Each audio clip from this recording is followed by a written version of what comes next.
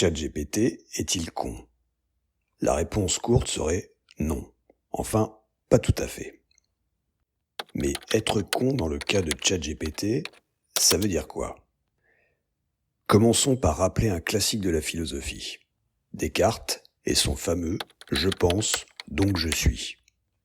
Attention, Descartes n'a jamais dit que tout ce qu'il pense est intelligent. Le fait de produire des mots, des idées ou même des raisonnements ne signifie pas que l'on possède une forme de conscience ou de sagesse. ChatGPT ne pense pas, au sens cartésien de ce terme. Il fait ce qu'il est conçu pour faire, traiter des données, suivre des algorithmes et générer des réponses basées sur des modèles statistiques. Ce qui peut amener à dire qu'il n'est pas bête, mais pas non plus un génie autonome. On pourrait s'amuser avec une réflexion d'Aristote sur la nature des êtres vivants et des machines. Dans Éthique à Nicomaque, il parle de l'âme humaine en tant que faculté d'intellection et de volonté. Les machines, en revanche, n'ont ni âme ni volonté. Et c'est exactement là où ChatGPT se situe. Il n'a pas de motivation, pas de désir de comprendre ou de chercher la vérité. Alors Aristote conclurait peut-être que ChatGPT est, à bien des égards, bête, dans le sens où il n'atteint pas les hauts niveaux de la raison humaine. Mais est-ce que cela signifie qu'il est inutile? Nietzsche disait « Ce qui ne me tue pas me rend plus fort ». D'une certaine façon, chaque interaction, chaque question qu'on pose à ChatGPT l'améliore. Il s'adapte et propose des réponses toujours plus pertinentes. Peut-être pas parce qu'il devient intelligent au sens humain du terme, mais parce qu'il est conçu pour s'ajuster à l'infini. Nietzsche aurait peut-être aimé cette idée, une forme de croissance par la répétition des épreuves, même si c'est algorithmique. Platon, dans la République, différencie le monde sensible, celui des apparences, du monde intelligible, celui des idées. Ainsi, dans le mythe de la caverne, Platon décrit des hommes enchaînés depuis leur naissance, tournés vers un mur, incapables de voir quoi que ce soit d'autre que des ombres projetées sur ce mur. Ces ombres sont créées par des objets qui passent devant un feu situé derrière eux. Ces hommes, prisonniers, croient que ces ombres représentent la réalité, puisqu'ils n'ont jamais vu autre chose. Un jour, un des prisonniers est libéré et découvre le monde extérieur. D'abord aveuglé par la lumière du soleil, il finit par comprendre que ce qu'il voyait dans la caverne n'était qu'une illusion. À l'extérieur, il voit les objets réels, les êtres vivants, et il prend conscience que le véritable monde est bien plus riche et complexe que les simples ombres qu'il croyait réelles. Platon utilise cette allégorie pour montrer que les humains, sans éducation ou connaissances philosophiques, vivent dans une sorte d'ignorance.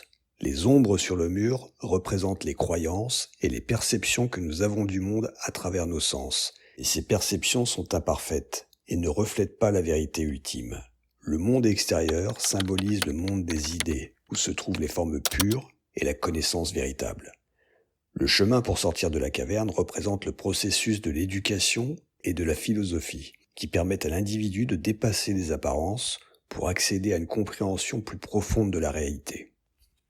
Les machines comme ChatGPT sont solidement ancrées dans le monde sensible. ChatGPT manipule des symboles, des phrases, des concepts tirés des données. Mais accède-t-il vraiment aux idées, aux formes parfaites? Pas vraiment.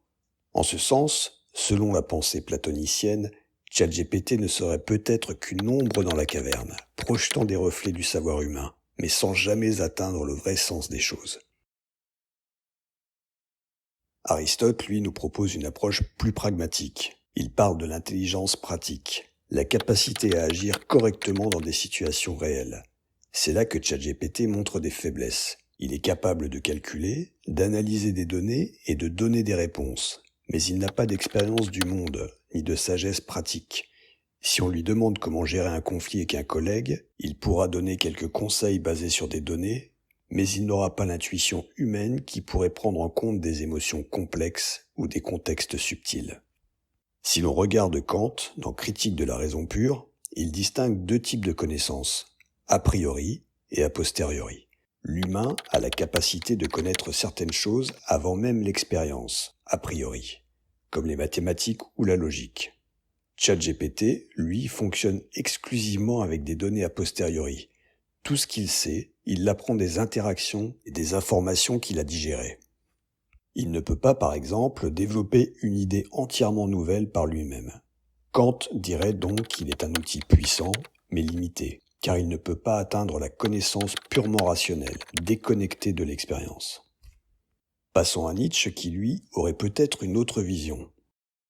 Il prône la figure du surhomme, celui qui transcende les limitations humaines par la volonté de puissance. Là où Nietzsche pourrait sourire en coin, c'est que dans un certain sens, ChatGPT est un outil qui dépasse certaines limitations humaines. Il peut traiter une quantité colossale d'informations en un clin d'œil. Il ne dort jamais, il ne se trompe pas, ou presque. Mais ironiquement, malgré toute cette puissance, il n'a ni volonté, ni ambition. Il n'est qu'un instrument. Nietzsche se moquerait peut-être de cette machine qui, malgré son efficacité, n'a pas la force de créer ni d'imposer une vision du monde. Et n'oublions pas Sartre avec son existentialisme. Sartre affirme que l'existence précède l'essence.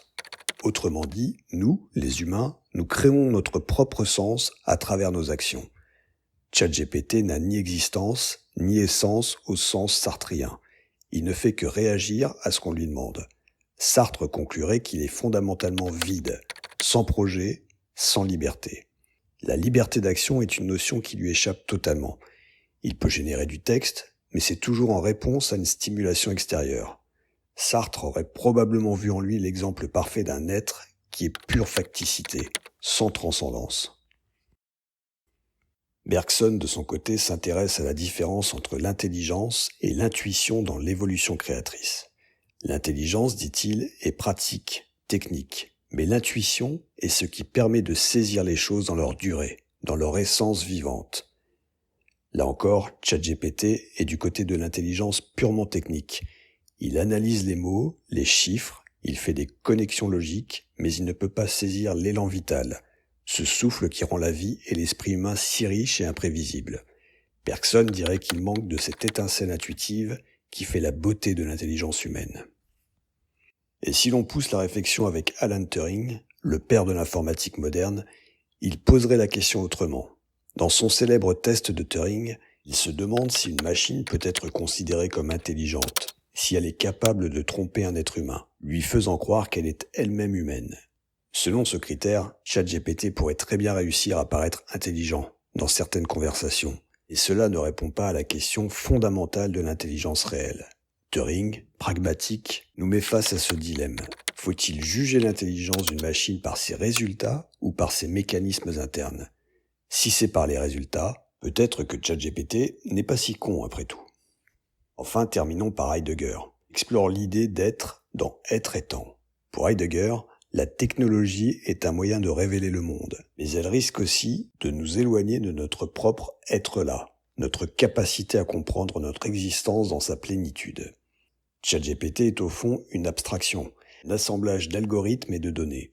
Il n'est pas dans le monde, il ne vit pas, il n'a pas de relation directe avec l'existence. Heidegger nous rappellerait ici qu'aussi impressionnante que puisse être une intelligence artificielle, il n'est qu'un outil, incapable de saisir l'essence même de l'être. Alors pour conclure, à la lumière de ces réflexions philosophiques, on pourrait dire que ChatGPT n'est ni intelligent, ni bête.